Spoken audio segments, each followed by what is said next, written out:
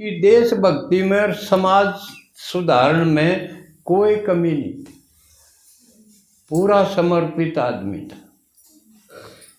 सारा जीवन और कुछ किया ही नहीं उसने, इसी में लगा दिया। ना शादी की, ना बच्चे हो गए, ना कारोबार, बस सारा जीवन इसमें लगा दिया। किसने? स्वामी दयानंद सरस्वती। ये उसका बदला हुआ नाम था।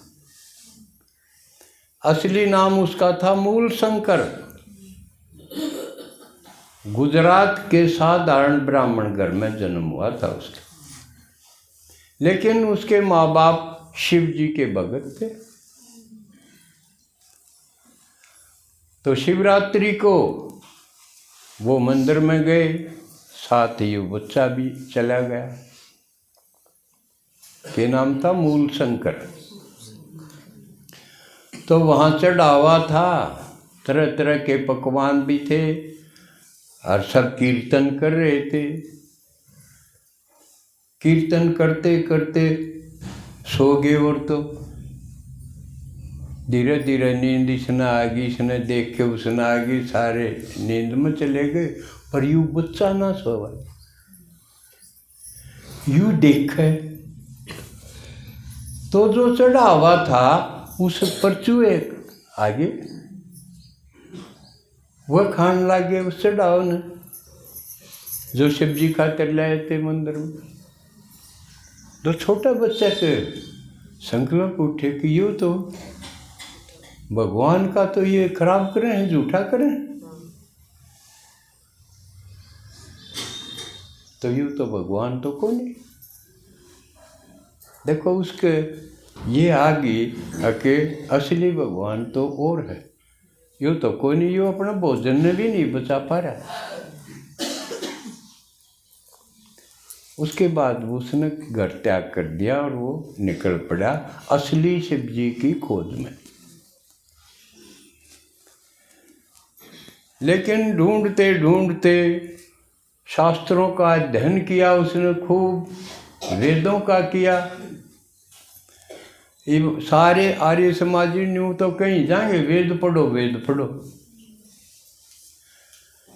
लेकिन मैं न्यू पूछा भाई एक जिसने चारों वेद पढ़ रखे हो इस आदमी बता दो, मेरी खूब बात बच जाएगी। मन उसमें पूछना है कि मैं, क्योंकि वो बोले हैं कि वेद ईश्वर कृत हैं, आदमी के रचे हुए नहीं हैं।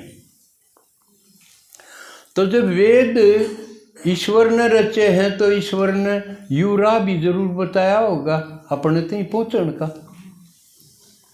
नहीं तो और क्या। मैं ईश्वर क्यों को सर छोड़ा था अपना एड्रेस, मैंने भी अपना पर्चा में लिख दिया। तो ईश्वर ने भी जरूर किते न किते कोई श्लोक तो दिया होगा, किस रास्ते से मेरे से मिल सकते हैं। माँ भाई वो ये बताओ जिसने चारों खूब पढ़ रखे हो, एक न एक भी नहीं पाया है इतनी। और न कहीं जाएंगे वेद पढ़ो वेद पढ़ो, आप पढ़ा उड़ा एक भी को नहीं। जो करे कवि कह रहा था, बोला रामदेव 12 साल न्यू कहीं गया, अगर योग करो काम कुम छोड़ दो, और योग करो। ले हम तो योग करने लगे, आप सारा काम करने लग गया। सारी बिजनेस आप कर बैठा और हमारी छुटवा दी, हमारा तो योग करो। तो वेदा गैल भी यो है बनियारे समाज, एक भी को नहीं पाया जिसने चारों वेद पढ़ रखे हों। हाँ भाई हमने पढ़ने की खुबात ना करनी पड़ेगी तो बहुत मोटी खुबात है। वेद का एक श्लोक भी, ग्रामर पढ़ो, पाणिनि की पढ़ो, एक एक मंत्र के अर्थ हैं, कौन सा आड़े फिट लागेगा, बड़ा चक्कर है। और दूसरा, दयानंद ने योग पर भी प्रचार किया, लेकिन योग घटते घटते सिर्फ आसन पर आ गया। आसन भाई मुद्दे सुदे हो, चक्रासन करो, मयूरासन करो, सिद्धासन करो, यू आसन करो, देश बना के। लेकिन आसन तो पहला जो चीज़ थी असली वो छूटी। सबसे पहला यम था। यम नियम आसन तीसरा है।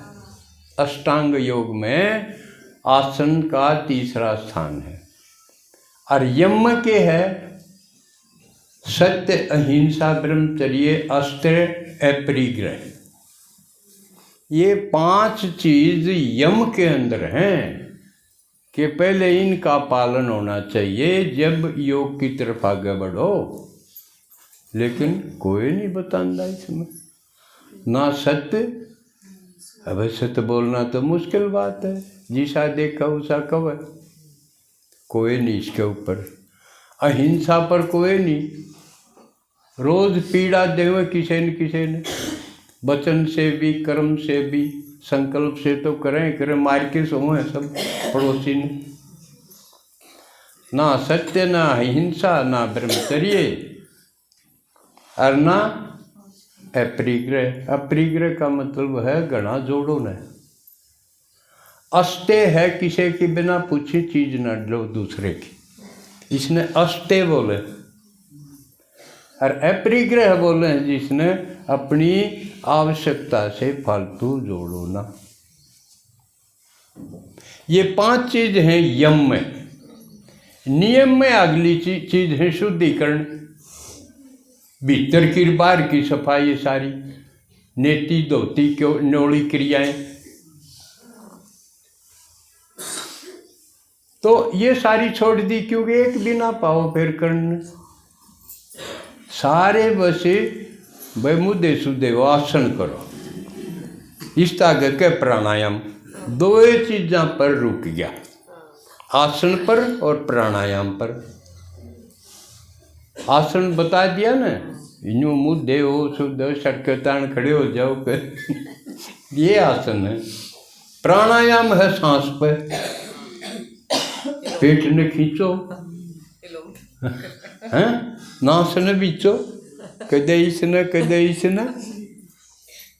ये प्राणायाम की क्रियाएं हैं, इनके नाम दे रखे हैं कुंभ गरेचक ये। लेकिन इसका थोड़ा बहुत फायदा भी किसका हुआ है, जो जमाए हाल नहीं लागण देंदे। पेट ने भरी जावे है, पेट ने हालन ना दे। ना वॉकिंग करें, ना खेत में काम करें, ना किते में काम करें। और पेट बेचारा बिना हली बीमारी सड़न लाग जाए, उसमें वो करन लाग जाए थोड़ा बहुत, तो उनका थोड़ा सा चैन सा हो जाए। हाँ सुना, फोन पर पूछे लाला जी क्या हाल है। हाँ ठीक है, मूली खाई थी, थोड़ा सा तबाह हो रहा। इसे फायदे ला दिए योग में बस।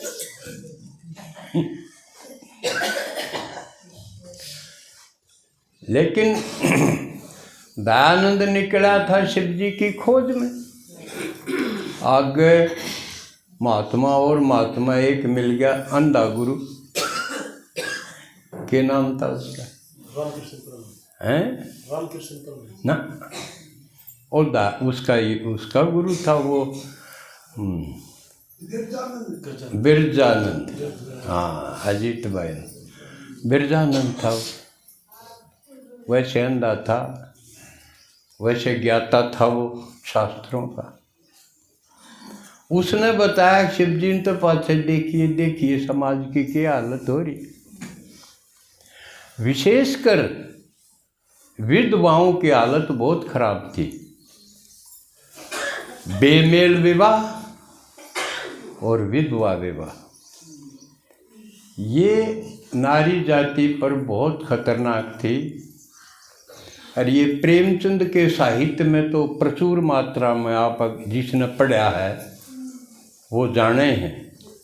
उसमें बेमेल विवाह यानी छोटी छोटी कन्याओं का बड़े बड़े बुजुर्गों के साथ शादी करते थे, ये बेमेल विवाह था। और वह फिर जल्दी तो मरेंगे और वह विधवा हो जा तो उनकी सी बिरान माटी थी, वह अच्छे कपड़े नहीं पहन सकते थे, अच्छा खाना नहीं खा सकते थे, शुभ काम में उनको दोहरे नहीं फटकन दिया करते ना, सुहागन चाहिए। एक तो मुँह उनके ऊपर कुठारा घात हो गया और ऊपर से उनके ये अमंगल मान लिया उनको। तो बिरजानंद ने बताया कि तू इस तरफ काम करे न समाज खातिर। शिव जी ने तो देखिए फिर देखिए, तो उसने ये इस तरफ मुड़ गया, वो समाज सुधारक बन गया। और जिन लोगों ने उसको अपनाया, खासकर हरियाणा, यूपी, पंजाब का कुछ भाग, गुजरात ने नहीं अपनाया, राजस्थान का कुछ भाग, इस एरिए में उसकी बात सुनी। और उसने ये फिर जिसने आप करेपा कह दें, ये उसने चलाया।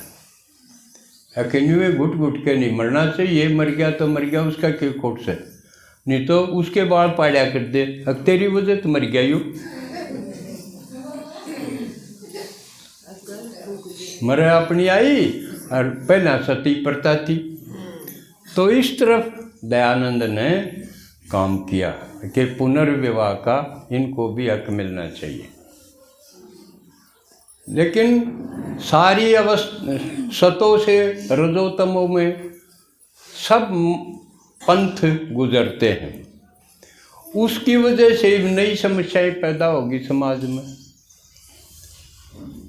एक आदमी के एक औरत तो थी, एक उसका भाई मर गया, उसाड़ी भी उसके पल्ले लाग गई।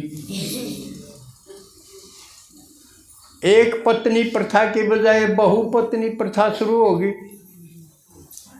जिसके फिर अपने दुष्परिणाम होंगे। वो जो कर पहली पत्नी थे, उसने कहा है कि उसका क्यों मर गया, ये तो मेरा ही मर गया। बात भी ठीक है। और फिर उनकी औलाद हुई, जो उसके ऊपर संपत्ति के बंटवारे के नई समस्याएं पैदा हुई। तो ये उसका फिर रजो और तमो रूप आ गया। इस समय है बड़ी कठिनाइयां पैदा हो रही, लेकिन उस आदमी के समाज के प्रति, देश के प्रति समर्पण में कोई उंगली नहीं उठाई जा सकती। वो ईमानदारी से उसने अपना जीवन लगा दिया। तो आज हम उनको भी श्रद्धा सुमन अर्पण करते हैं। अब आ गया कल